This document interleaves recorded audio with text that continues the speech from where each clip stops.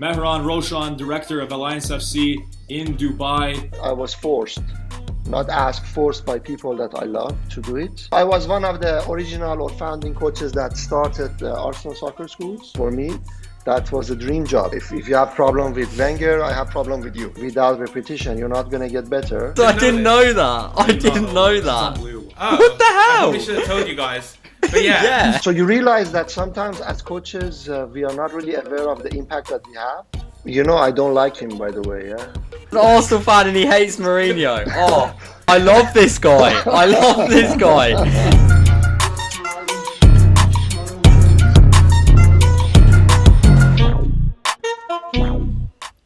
Hello everyone, welcome to TFF Plus One. A massive guest coming up to you today. Obviously for me, I feel like I haven't been on the show in a long time, so I'm happy to be back myself. Mehran Rowshan, director of Alliance FC in Dubai. How's it going? Thanks for coming on. Oh, it's a pleasure, guys. Thanks for having me. I'm looking forward to talking to you guys. I guess without further ado, Dan, take him through the icebreakers and we'll get right into the discussion.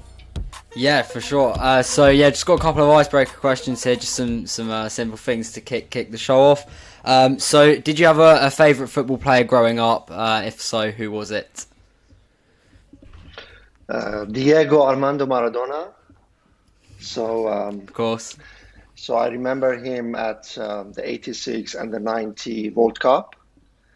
And people around me used to tell me that I dream about him at night, calling Maradona or something. So he was the magic guy for me.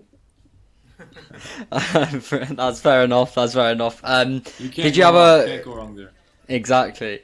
Did you have a career before football? Before you got into football, directing, obviously. What did you do before football, if anything? Well, my life has been linked with football since I opened my eyes because of the family backgrounds. I've always played football, not professionally because of an injury when I was probably 12, 13.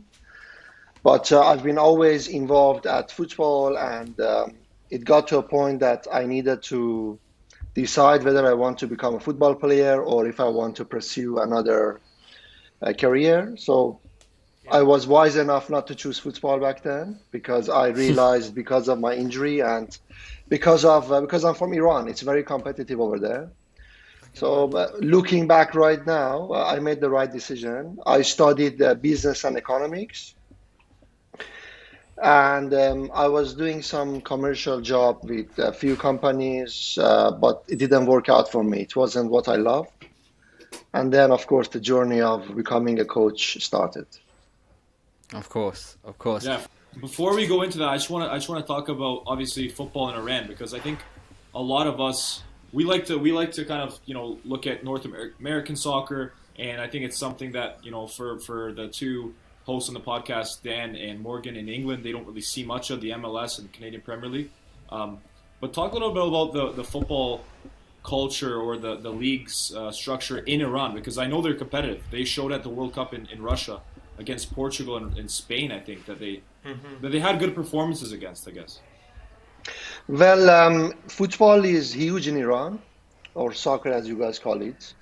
The only problem is there is no infrastructure that can support the talent that we have. Everything is being done in an old traditional non-scientific way. And of course, you know better that right now football is a science. I mean, we've done a few courses together. Without proper education, without having good coaches, you can have the best talents in the world, but you're not going to have proper development. So in Iran, in terms of talent, it's wow. But in terms of what we are producing, I would say we are not doing a good job. And again, it's all about the base, the foundation. As long as we don't work on coach education in the first place, nothing's going to happen. Iran is, I think, in the FIFA ranking, we are still the number one in Asia. But it's not the reflection of the reality because if you're not winning anything, or if you are not basically achieving anything other than qualifying for the World Cup, it's meaningless. But at the same time, last World Cup was amazing for us. Thanks to Carlos Queiroz, we had a very good team, and I think we were the underdogs. So that's the situation in Iran. Wow. Yeah, and I was gonna ask as well. With Iran, do you find that because when England won the World Cup in 2018, I mean, it was fascinating watching how much the country came together. You don't tend to see it too often because with the Premier League, fans support all different teams, so they're all against each other. But there was a different kind of atmosphere in the way that the whole of the nation came together to support, one team.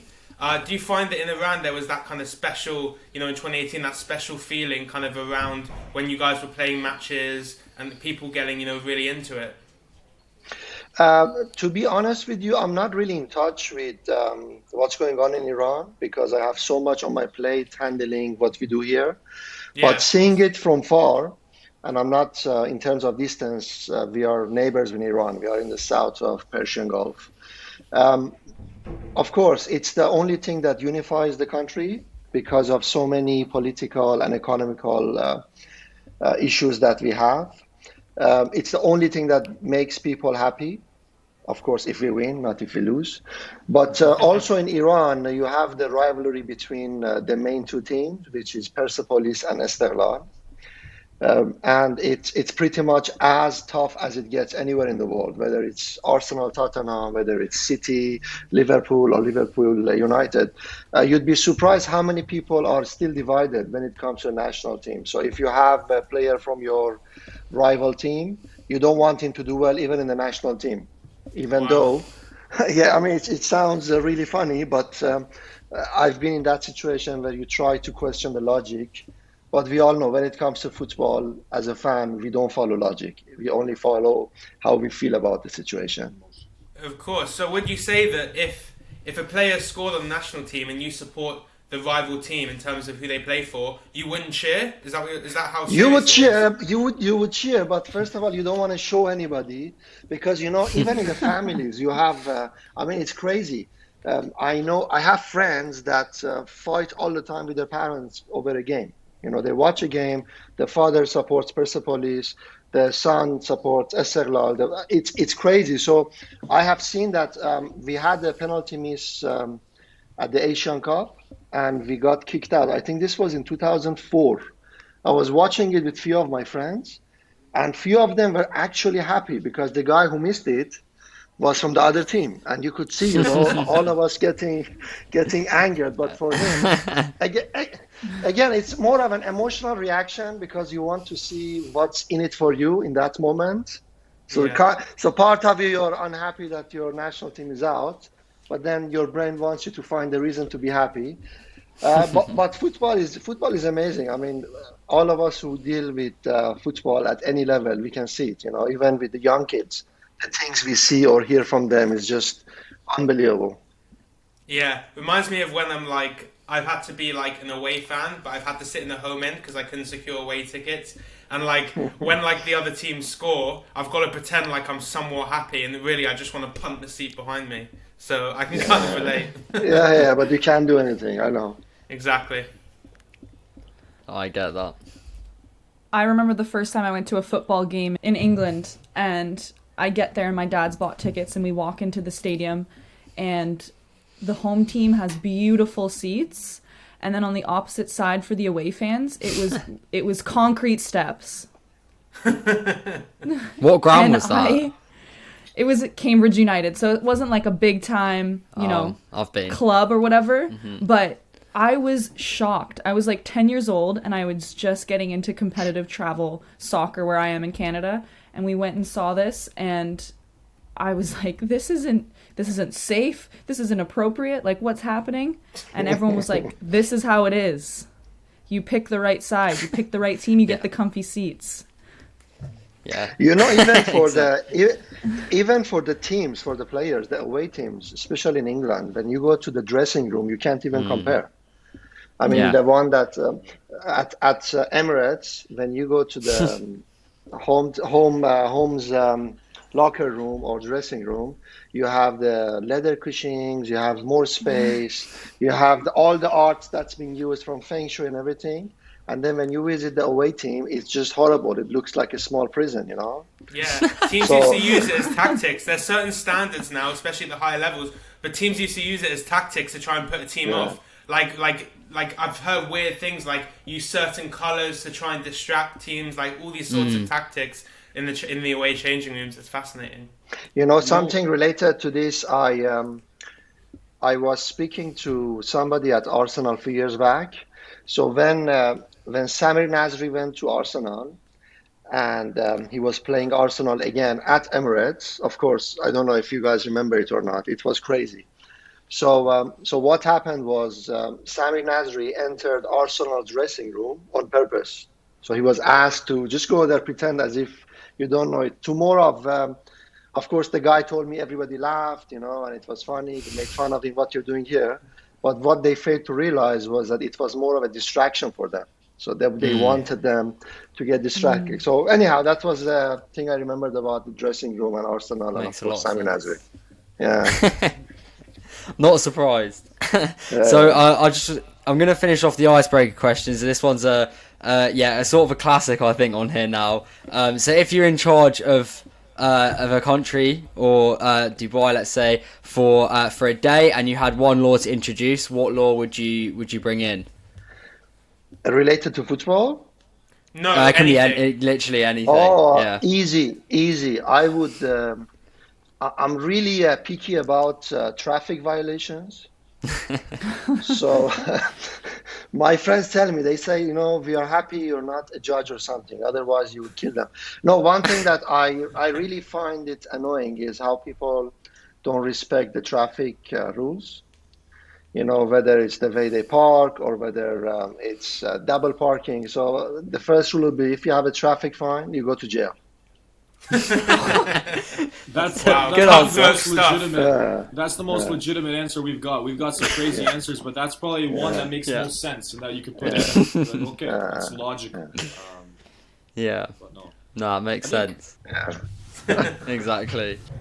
With this, we should move into obviously the next part of the podcast, and it's basically I'm not even ask you about your life, your professional life as a football coach, as a director, then obviously the other life, because I think in a role, where basically you're passionate about football, passionate about coaching, I think those two lives are connected. There's no work life, personal life. I think I'd be right in saying that those lives are definitely combined. There's no such thing as a 9 to 5 in that. So, what made you take that risk? You said you had a background in economics, working that corporate lifestyle, similar to me, and I can relate. And I thought to myself when I entered that, I was like, wow, if this is what my life's going to look like for the next 40 years, I have a long 40 years ahead of me. So, talk about that risk, basically pushing into your passion and taking on a life in football.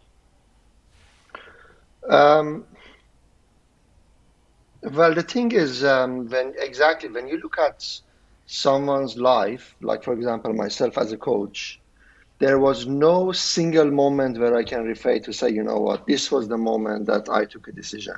Because everything that we experience in life, from the moment that we enter this world, even at the time that we cannot remember now, things are affecting us. So with myself, of course, I was born into a footballing family. My grandfather was very famous in Iran. My uncle was a national team hero. So being involved in football, it wasn't even a choice for me. Not in terms of someone pushing me or wanting me to become a football coach. But when you look at the role models that I had, the dominant ones, they were all football legends. So automatically, as a child, your version of being a successful person is following the people that are around you. But to answer your question specifically, when I graduated from university and I started to work for a company and then I expanded that company, I was very young. I was 22 at that time. Wow. I realized I'm really good at doing things. The company that hired me had 2 staff. when I left after 2 years, they had 25. And the rest of them were basically reporting to me. So I realized I'm good at it, but I could not find happiness in terms of, okay, I'm going to wake up early in the morning and do this. This was not basically something that would satisfy me, even at that young age, which is not really normal these days. While continuing to work for different companies for the next few years, I started taking coaching courses. And that was mainly because of my uncle who tried to mentor me, say, you know what, go take your license. You never know. But I had no intention. And then at some point, somebody asked me to coach their team, which I did on a part-time basis. And then I went to UK. I did a bit of coaching with Aston Villa. I came back to Dubai and I support Arsenal. So they wanted to open a soccer school here. And then yeah, exactly. And I was one of the, so I was one of the original or founding coaches that started Arsenal soccer schools in Dubai. Wow. It was great because the people that was involved, from the head coach, my good friend Garrett, to all the coaches that were hired to basically build this amazing soccer school in the Middle East, all of them were all knowledgeable, experienced people. So being surrounded by them makes you to become better immediately. You don't even have an option to stay where you are. And then for the next 3 years, I was basically involved on day-to-day coaching from 4-year-olds all the way to under 18s, boys and girls. I was happy because I had a full-time job. I would earn a lot of money. And then, of course, what else to do other than coaching at your favorite club? And it was great, So after a few years, unfortunately, things changed at that club or soccer school. And I felt that I don't belong there anymore because I really like to get things done in the right way. So I felt, you know what, I support Arsenal. Arsene Wenger is my God. And what we are doing with the kids is not what he would approve. So that was my logic. And I hope Arsenal guys are not listening to this, by the way. But that's how it is. So I decided to stop because I couldn't continue anymore. I stopped, and within a couple of weeks, people started to contact me. And the parents like, where did you go? And what about my son? You coached him for 5-6 years. And then a couple of them say, you know what, why don't you coach our kids? I think it was under 14s group. So I said, you know what, okay, we can do that for two or three times a week. And within a month of coaching 2 or 3 times a week, I had a lot of people that I did not know calling me and saying, you know what, my son is still crying that you left. And I told them, I don't even know your son. I have not even coached your son. So you realize that sometimes as coaches, we are not really aware of the impact that we have on a child. And that was a moment that I decided, you know what, we're going to slowly expand what we do. And this was in early 2015. Within a year, we had all the age groups, but I was busy coaching all the age groups with the help of few coaches. That was a turning point, I would say, that I was forced, not asked, forced by people that I love to do it. A lot of people questioned me. A lot of people said, don't do it. How are you going to leave one of the biggest clubs in the world and start your own? How are you going to compete with them? But there was a bit of arrogance in me that I would tell them, let them compete with me, And when I think about it, I really meant that because I would see how far I can go. And from that point, we just moved forward, from one level to another level. And right now that I'm talking to you, we are one of the well-known clubs in the Middle East. So something that comes up, and I think when you talked about it, there's always these things going in my mind, thinking like, you know what, there's things I can relate to and things that I've obviously seen in the past. So this is a big thing. You come in with a massive badge like Arsenal, a lot of, you could call it unconscious biases towards that club. You have all that respect right off the bat. Am I right in saying you had to earn that respect with Alliance FC? You had to you didn't walk in and things were from day one A plus. I think from what I see is a lot of players that maybe were that finish their career, they go into coaching in the academy at a club, they never see the kind of off field things, making sure there's enough the communication with the parents. They don't see the preparing for the sessions in terms of, do you have enough bibs? Do you have enough balls? How are you going to get to the thing? All those small things that I think people think, oh, that's not coaching. That's the other parts of coaching. But I think that's huge in building your own club. And what do you think you took from that experience? Everything outside of the actual session itself. At Arsenal, I used to turn up early. So we had a session at 5:30, but I was always there at least an hour before.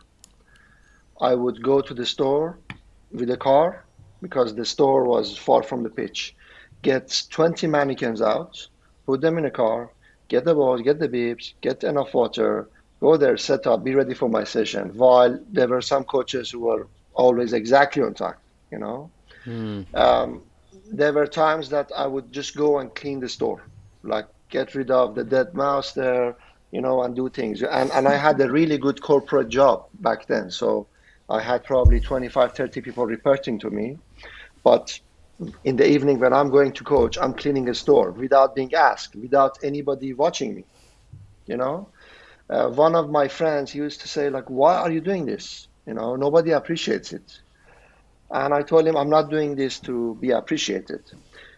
So back then, I was just doing something that was standard for me, which meant if you go to an environment and if someone's mess is on the floor, you clean it up regardless of who actually made that mess.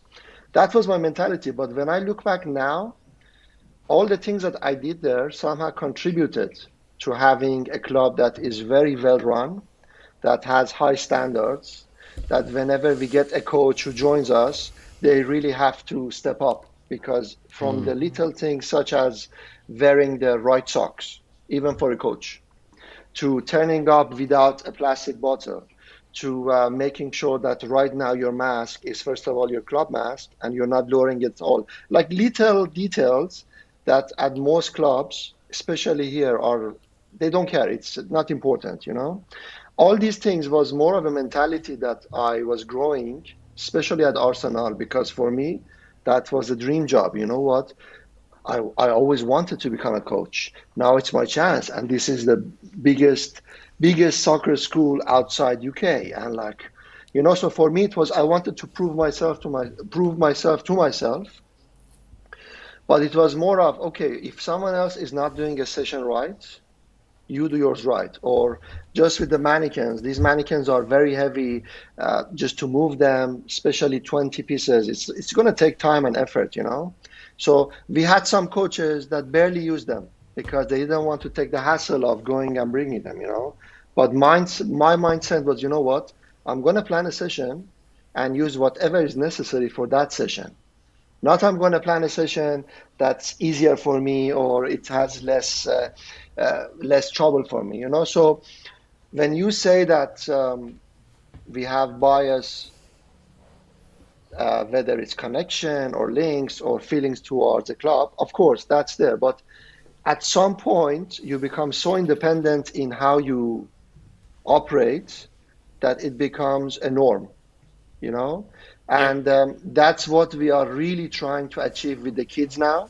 So it's no longer about what I want to do for myself or for the club. It's, can we transfer this mentality to a 7-year-old child who comes to the club, wears the full kit, doesn't use plastic bottles, does not mess around when they come on the pitch, even if it's turning up early. When you come on the pitch, you get the ball and you go into a rondo or use something.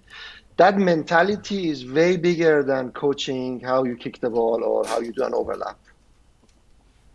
Mm-hmm. So just one quick comment there. Is that not you doing the job to make sure that you're not only seeing to that 1% of players that might go to the professional level, but also that you're seeing to the whole 100% that these things are for life? That's what. There's so many things in football I find that when you're doing that detailed stuff and setting the standard that high, well, that's because in terms of succeeding in life, whatever that be, if you're a banker, if you're a social worker, that you have to be over that standard. So I think that's great. That was one final comment I want to make there. Oh, absolutely. It's a great point. It's a great point, and it's about mentality equally so. I mean, how many times you said the word mentality there? Because it is all about mentality. You know, especially in a sport like football, it is so much more than just ability. It's about mentality. All the players who are at the top, look at Messi, look at Ronaldo, look at their age, but look at the standard they still play at that age. That's a mentality. That's not, physically they're not what they were, but it's a mentality to continue to work hard and continue to craft your game even when you're, arguably the best player in the world. There's still constantly more to do, and they keep pushing that, and that's why they're still playing at like that sort of level, in their mid-30s. 100%. I totally agree there, and I just want to jump in before we move on. I find I'm coaching in Canada as well, and I find there's a huge issue with people not understanding the difference between being hard on a player or putting them down or whatever it is, being too aggressive in how they speak and setting a standard. And people, I find, are, at least in Canada, are getting so sensitive on how people speak to their children, how they're treated, and we have this whole kind of participation mentality that's kind of being created. And there needs to be a way to explain to people and make them understand that sport it's a game that we're playing, but we're teaching life skills. And if you don't want your child to be held to a high standard, then that's a whole other subject.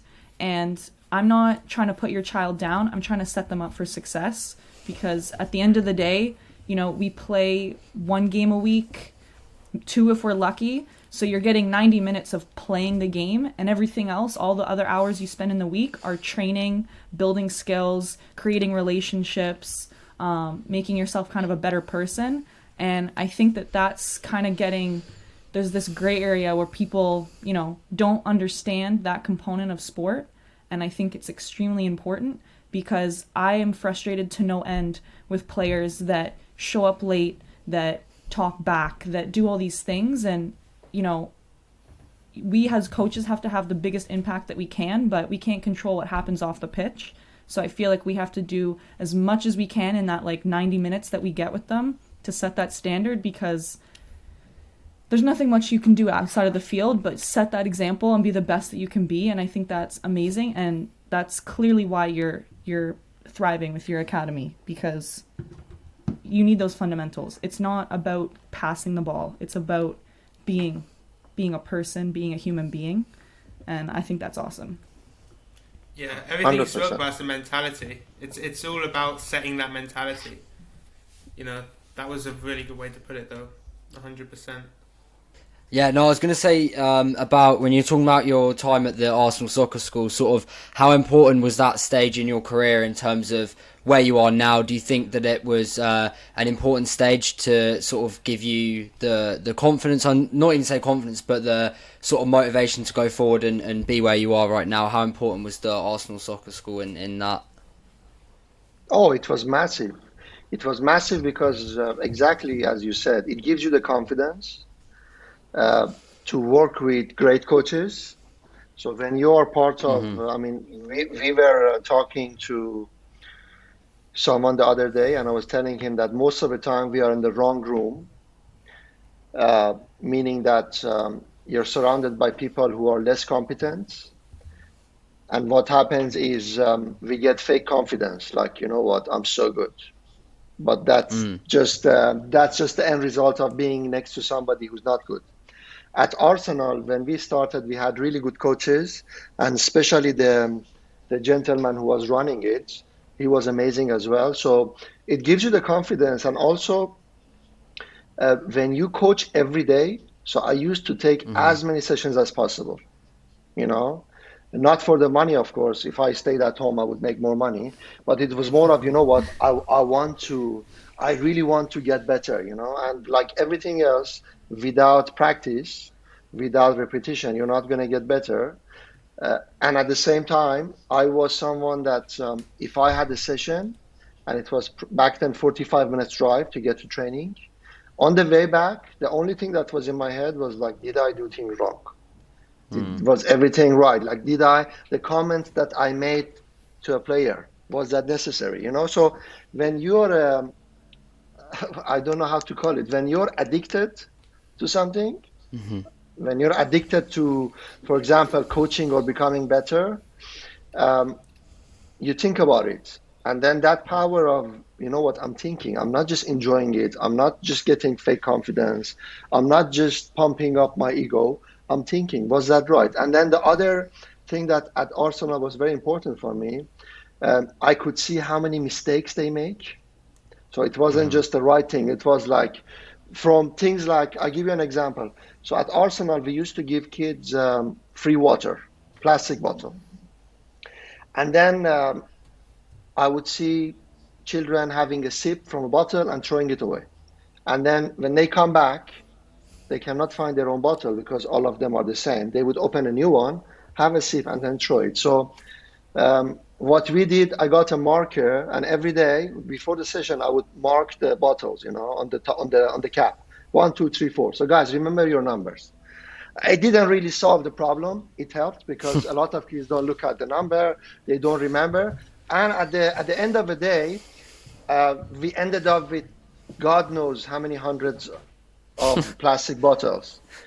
So again, me being crazy, I started taking all the bottles with me to a recycling center. Back then, it's crazy. So when I looked at that, this was a huge problem for me, something so insignificant that nobody saw it. So when I started working with Alliance, the first thing that we did in 2015 was we ordered stainless steel water bottles. So every child that would basically joins us, whether he's 3 or 17, they would get this with their name, and they would basically be informed that, this is your best friend.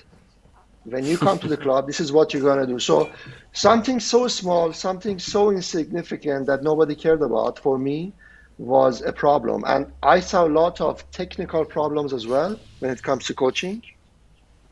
A lot of problems with the way that they charge people, which every business basically has. It's not just where I worked at, So at Arsenal, I would say I learned a lot from very good people, and I also learned from their mistakes.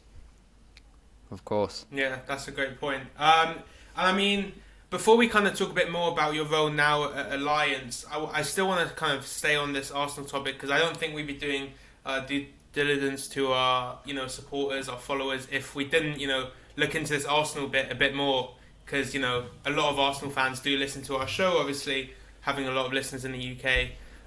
So I mean, firstly, before I even ask the question, just out of interest, how did you become an Arsenal fan? Where did that Arsenal background come in? Oh, that's beautiful, because in UK you don't have a choice on whether you support your team or not. Most of the time it's either forced by your father or you pick it up from somebody, Well, you'd be surprised that I had feelings towards Spurs. So when we talk about Arsenal, I used to watch David Ginola, who was amazing, this guy, and of course I had feelings towards him. That the beauty of that creativity, it was something that interested me. But I would say that beautiful football that Arsene Wenger brought to the club, Pires cutting in from the left, Thierry Henry, Bergkamp, Vieira, Petit, like that amazing team. It was so easy to fall in love with them. And of course, from that point, you go deep into why is this team playing this way? I mean, why is it that from all the teams in Premiership, this is the only team that's doing that? And then you realize it's Arsene Wenger, and then you fall in love with the man. And of course, I can say that he's the most influential person in my life. And he doesn't even know me. So that's the beauty of it. That is crazy. So basically on the point of obviously Arsene Wenger. So myself and Dan are also Arsenal fans. So and for me as well, I think Arsene Wenger is the same reason why I chose Arsenal. in when the football he brought, obviously in the early times of my life that I probably don't remember too clearly, but even just the way he coaches basically attracted me to the club. Now, in your opinion, do you think he was wrongly forced out in terms of the ending few years for Wenger? And what I'm he did for the excited club? for this one. Well, if you talk to people inside Arsenal, the people that were inside that circle, that they knew what was going on, without Arsene Wenger, we would. So you see where we are right now with Arteta, which he's great, by the way. We would. Agreed. If any coach from Mourinho to Zidane to anybody that you can think of, Gasidik, was coaching Arsenal in the last, let's say, 8 years of Arsene Wenger, we would not even finish 10th. This guy sacrificed himself for Arsenal, because when if you read his book, it's very clear. He knew when he committed to building the Emirates, he knew what was coming. He knew that every year he has to generate money from the sale of players, But at the same time, human beings, especially football fans, we don't care about future. We don't care about the past. Everything is about right now. Are we winning right now? Is Spurs above us?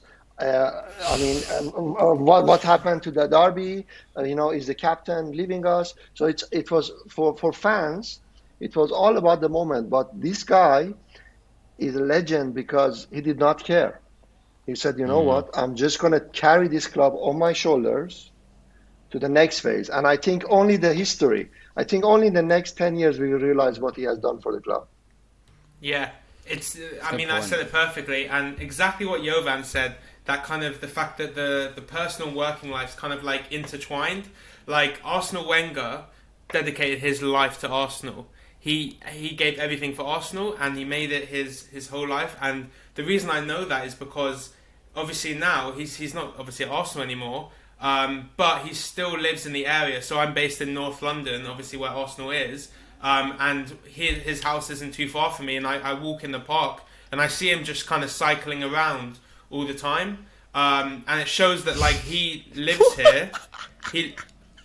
Dan, I didn't know that. I didn't know that. Unbelievable. Oh, What the hell? I probably should have told you guys. But yeah, Yeah. so I see him Keeping it- Keeping just it goes for to himself. Western around the corner. Yeah, I need anyway, to come so to your house now, mate. You do. Let me do. come. Yeah, I've seen multiple sightings of Wenger, but the point is, like, he's made this place his home, so he doesn't even want to leave. Like, he could go back, but he loves it here because he gave his whole life to it. So, I mean, that's probably the best kind of example. In terms of where I was going with the Arsenal Soccer School, so kind of two questions that you can kind of answer all together. So the first one's kind of, when it was set up, what was the goal there? What was the purpose from kind of Arsenal's perspective in kind of setting up a base in the Middle East? And then leading on to that, kind of with those goals being set, what in kind of a bit more detail, if you are comfortable answering this, went wrong that kind of made you feel that you didn't want to do what you described as your dream job anymore? Well, I love Arsenal. I'm pretty sure that without supporting Arsenal, I would not be where I am right now because of the influence that Arsene Wenger had on me. I mean, I did not miss a single match between, I would say, 2002 to 2015. A single match, Wow. Wow. It's even every single press conference of Wenger, because you would learn so much from this guy. You would lose 8 to Man United. You would get bullied by the fans, but yet you would go to a conference and then you're the most calm and in control person in that room. So this guy, so when I'm saying that he's the most influential person for me and he does not even know me, is because his behavior and his philosophy was a university for everybody, not just me, Even when you read the autobiography or the interviews of his players, I was listening to a podcast from Van Persie, and all he was saying was, he's like a father to me. someone who left United. So what I'm saying is Arsenal is home for me. But when they started here, the goal was to have a football academy in the Middle East because, of course, Emirates were their sponsor and they still are. But that plan did not go really well. I can't really go into details why. But at the same time, all I can tell you is when you don't pay attention to your brand, it goes wrong. The other point is we have a lot of competitors here. So we have right now in Dubai, just Dubai, the city of Dubai, we have around 100 private football clubs or soccer schools, whatever you want to call them. And almost all of them are brands, whether it's Barcelona, Man City, Liverpool, Juventus. I can continue. So if you don't bring your A game, you're not going to sustain, you know? So that's unfortunately the maximum I can say.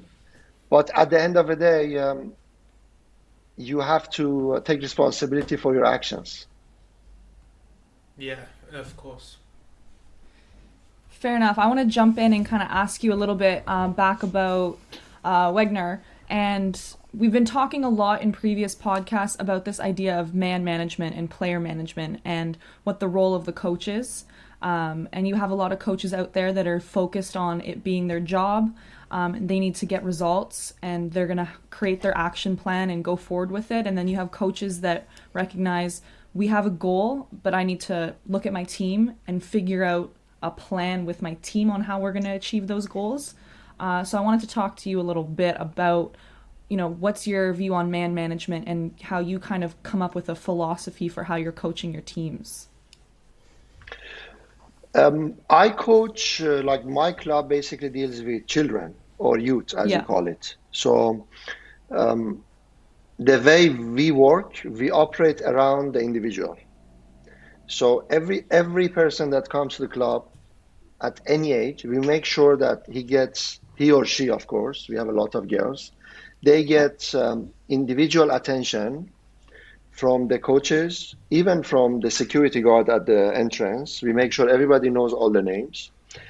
So in my level, which is grassroots football, which is, you know what, you as a person are more important than you as a footballer. At my level, I would say you have to make as much difference in someone's life as possible. So for me, that's a priority. After that, whatever you can achieve with that player, whether it's a 3-year-old girl who just is starting to understand what football is, to a 17-year-old boy who might have a chance to get scouted, the priority has to be around the character development. Now, in terms of man management, of course, these are directly connected with each other. If you do not know the person, if you do not realize what makes them react to your coaching, if you do not know their buttons, as we call it, you're not going to get anywhere. It's same at a higher level. I mean, think of Guardiola, you know, or Klopp. Very different, you know. Guardiola is the teacher of the game, is a professor, and then you have Klopp, who's the, you know what, I'm your best friend. They are not really different. At the end of the day, they know the players really well. So I don't think they are two different methods. At the end of the day, you really have to connect well with your players. Yeah, it's such a good point, and I like how you said that man management. It's not one specific way of doing things. There's different ways to manage your players on the personal side. It's not just about one approach that's successful. It's just about knowing your players and knowing what actually works best for them. But yeah, I want to just touch on kind of what you think how important is it? Not only like, you know, what can you do to man manage, but how important is it? Because we had a debate discussion on the episode that released a bit before this, where Luke Shaw, the left back of Man United, has come out and said, under Mourinho, he didn't manage me very well as a player, and I didn't feel like I had his support. And then, you know, Ole's come in and he's given me this confidence and I feel better than ever. And obviously Jose Mourinho, you know, we call him the special one, and he is a phenomenal tactician. But then a lot of questions lie in terms of more recently, is he a great man manager? Is he someone that's going to galvanise the players to get them performing at their best or bounce back when they're going through a rough patch? So kind of touching on all those points, how important is that? I don't like him, by the way, yeah? Really? I love this guy. I love this guy. He's an Arsenal fan and he hates Mourinho. Oh.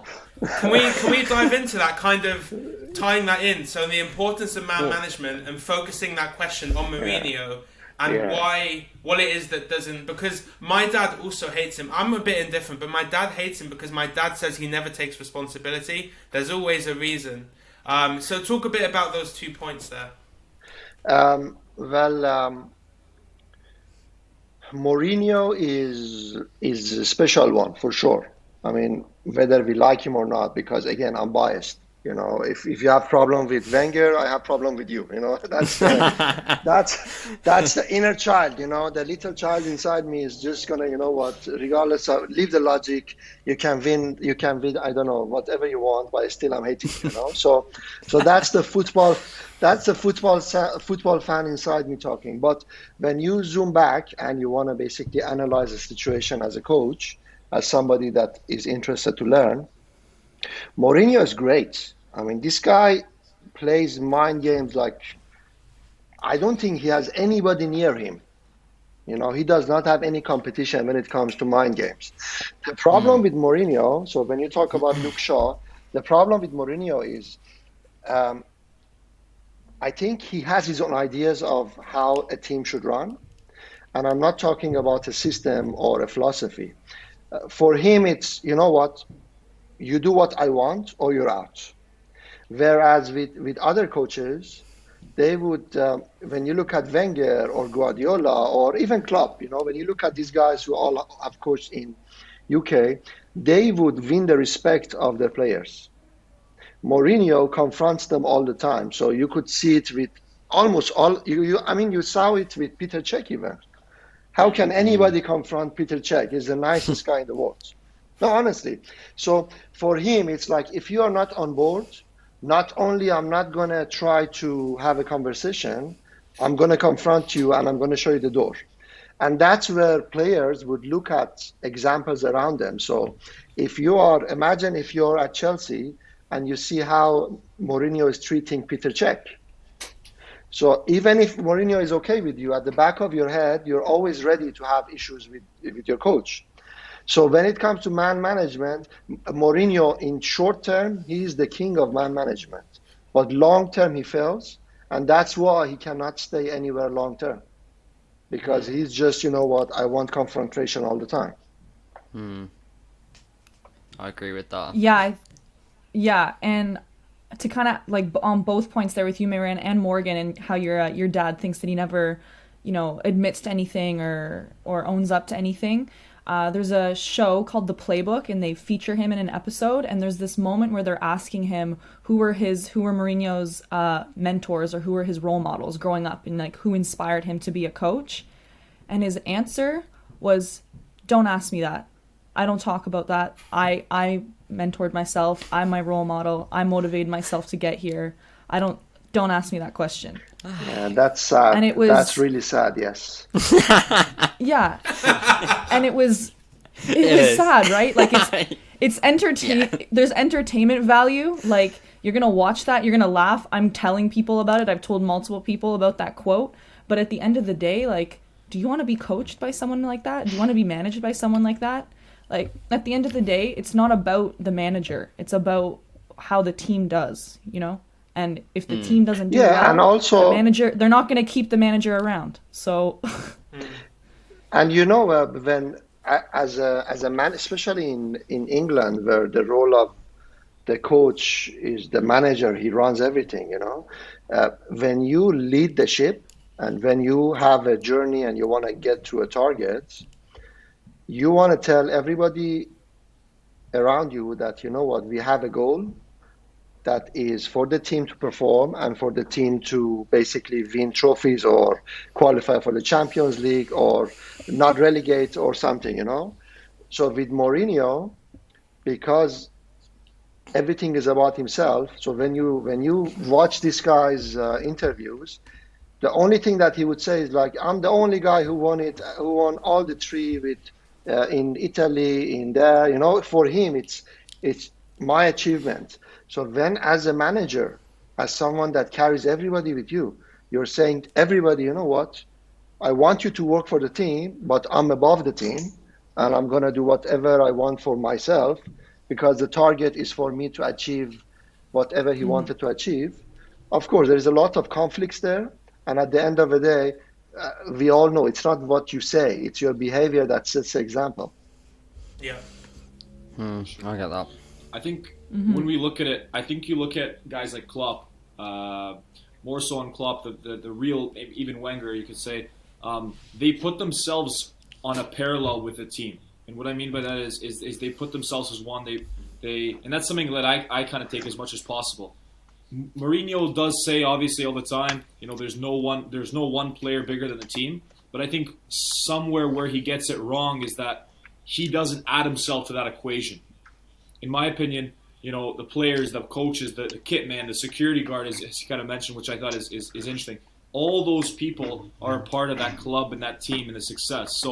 So in my opinion, I mean, talk about basically how you run yourself under that same learning, setting the references, setting the standard on a par of what the team wants, what every single stakeholder wants, not what the coach wants, what every single stakeholder wants, because then you have buy-in on a personal level. Well, it's how many times have we met a coach that talks about beautiful football and tiki-taka and Pep Guardiola's methods, but they go and when you see their sessions, they are just working on long balls.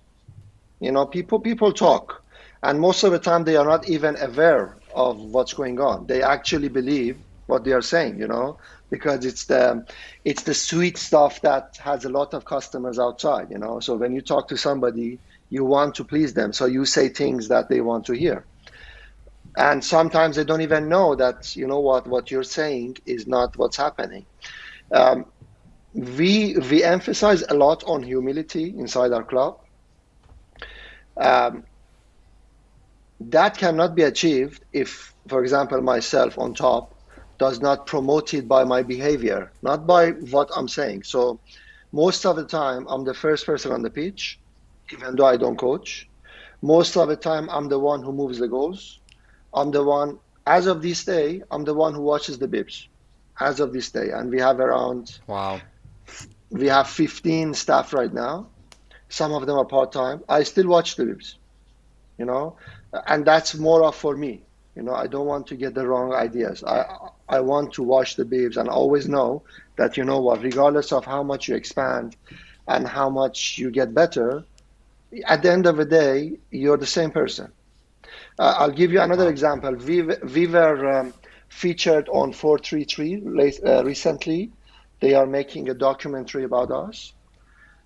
It's amazing. So what happened was in January, they posted a story about me. So basically, I was saying, welcome to Alliance on 433.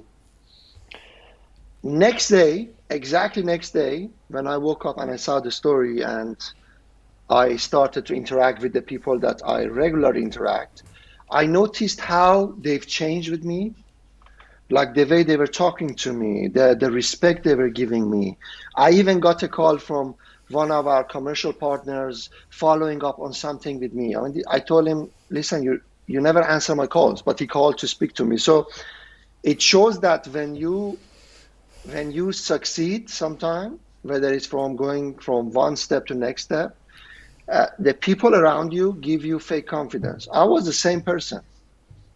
Nothing changed for me from Sunday to a Monday. I was the same person. But people around me, they were really impressed that I was featured on 433, and they were trying to treat me differently. And that for me was a red flag that I said, whoa, this is bad. I don't want to go into this world that suddenly I think, I'm bigger or I'm better, which is, I just got a story on 433. Nothing has changed for me. My knowledge, whether I'm good, whether I'm bad, whether I'm coaching under sixes or if I'm coaching a national team, I'm the same person. But look how people deal with you. So these are all red flags. And what we do at the club is the top players who are into our A teams, they have to be the last players leaving the pitch. So when we have a session and the session ends, everybody can leave, but these guys who are usually 14, 16 of them, they have to clear the pitch, put the equipment back in the store, make sure there are no trash on the pitch, and then they would go. And this is like a contract. So when they get selected to be in the A team, these are the things that they would basically agree. And the beauty of it is that myself, as somebody that runs the club, I'm always there with them as well. So they are not always the last ones leaving.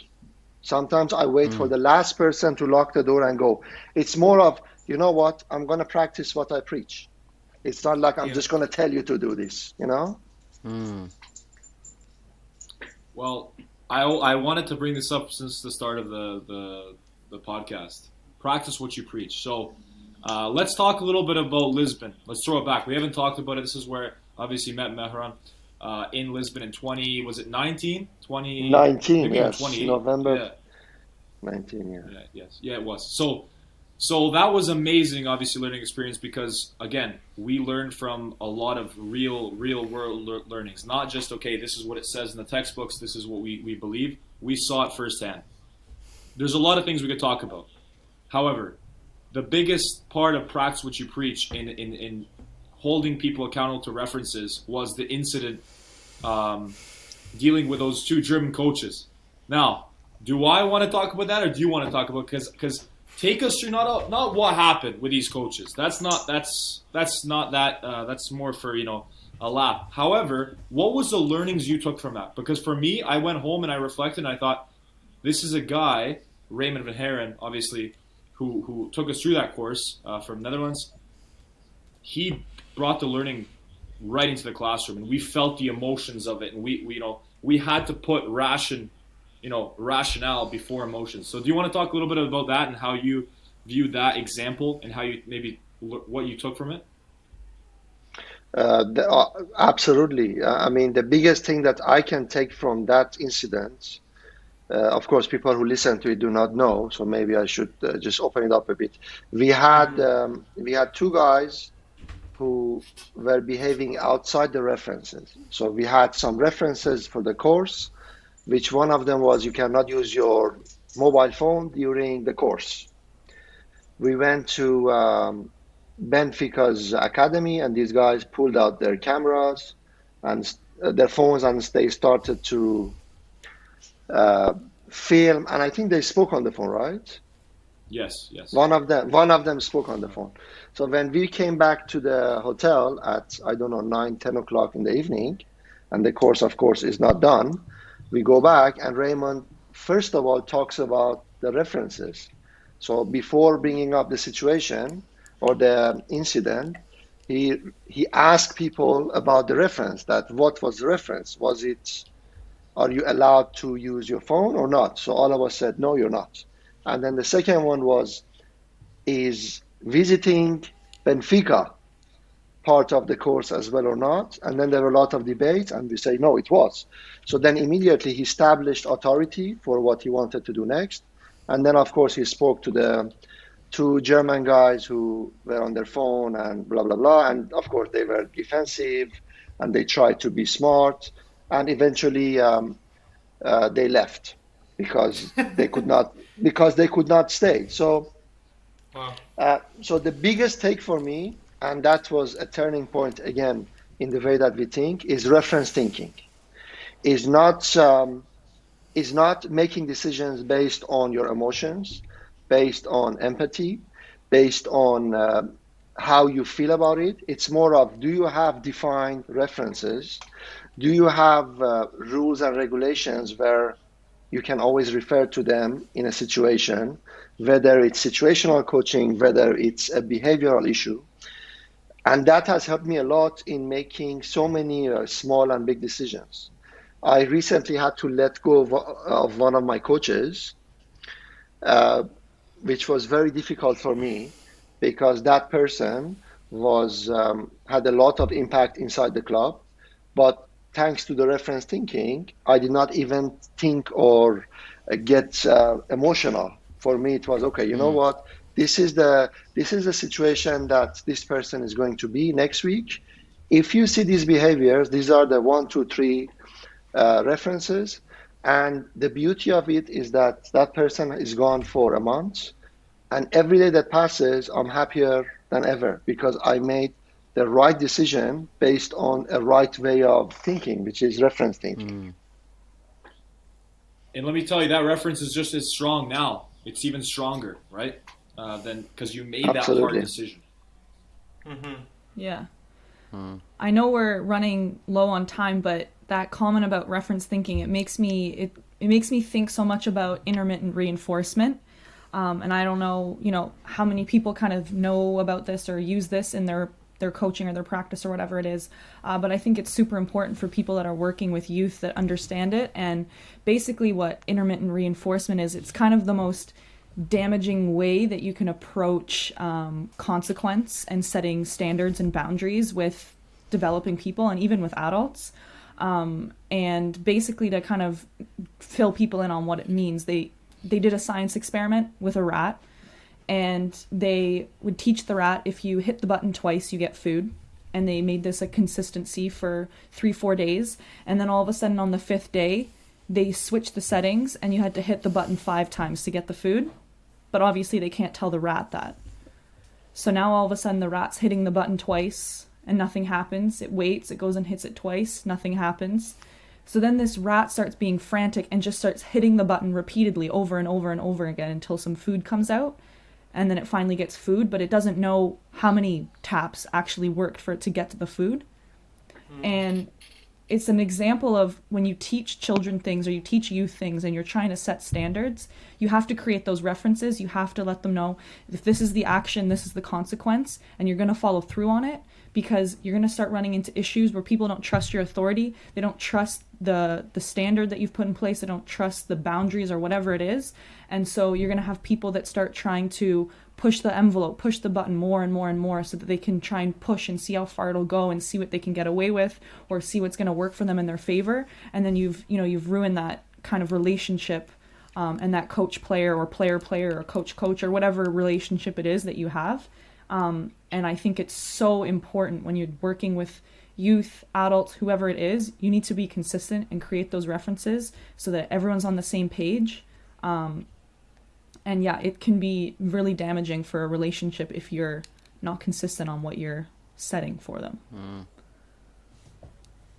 I think it's about, and I've made that mistake so many times, I find, and where you don't set the goalposts there from day one, and then things happen, and then you're like, okay, where's the goalposts?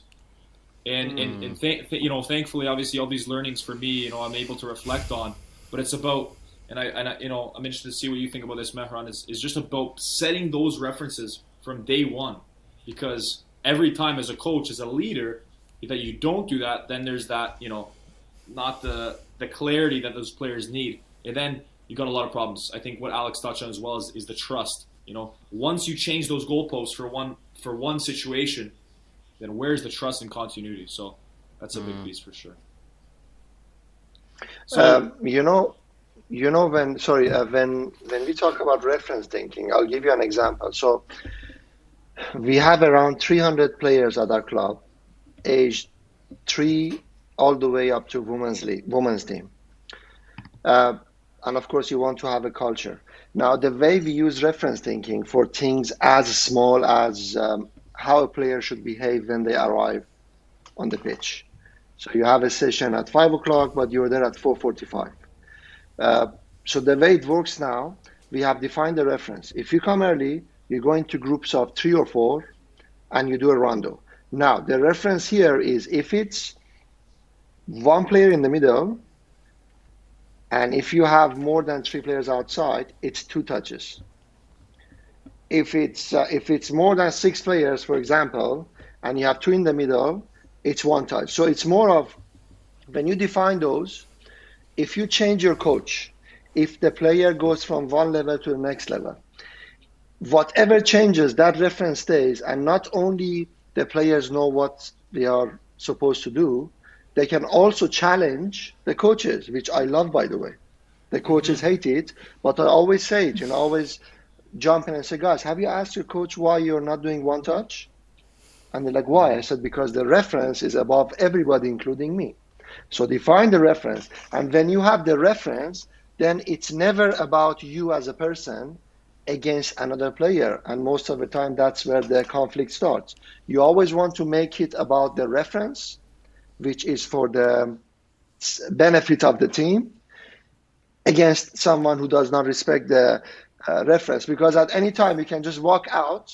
You can just walk out of that situation and then let the reference do its magic, For sure. It's like a living machine almost. It keeps that continuity. Hey, if you have to leave, if you're not there potentially, then that reference will stay and allow that, continuity, no matter what person is in charge in what role. Just judging on time, obviously, when I learned a lot. Obviously, I feel like I could talk to you for hours and hours. Genuinely, there's so much things I can honestly learn here. When I look at Alliance FC, I look at an authentic club that you've obviously built. You mentioned there's hundreds of clubs in Dubai that have all the glitz and glam potentially of the Arsenals, Barcelonas, etc.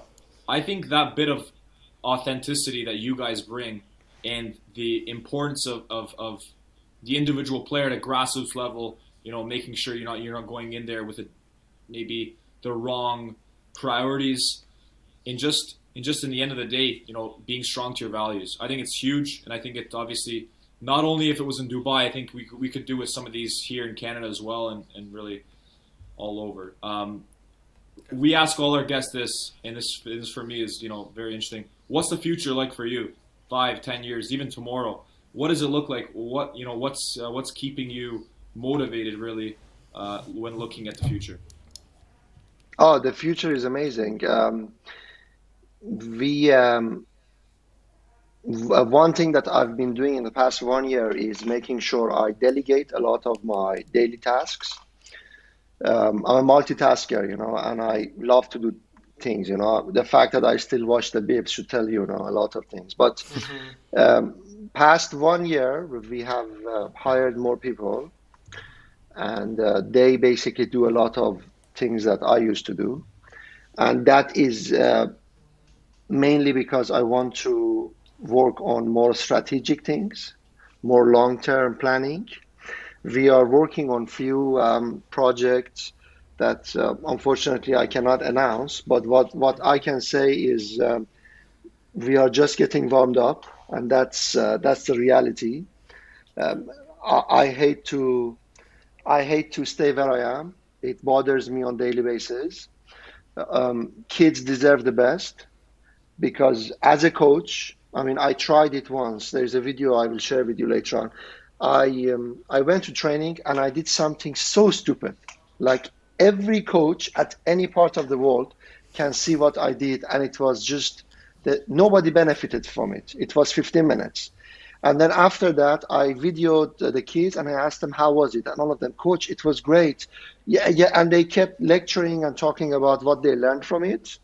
Whereas as a coach, I knew I just wasted 15 minutes of their time. So what I can say is players do whatever we tell them. Players will do whatever we plan for them.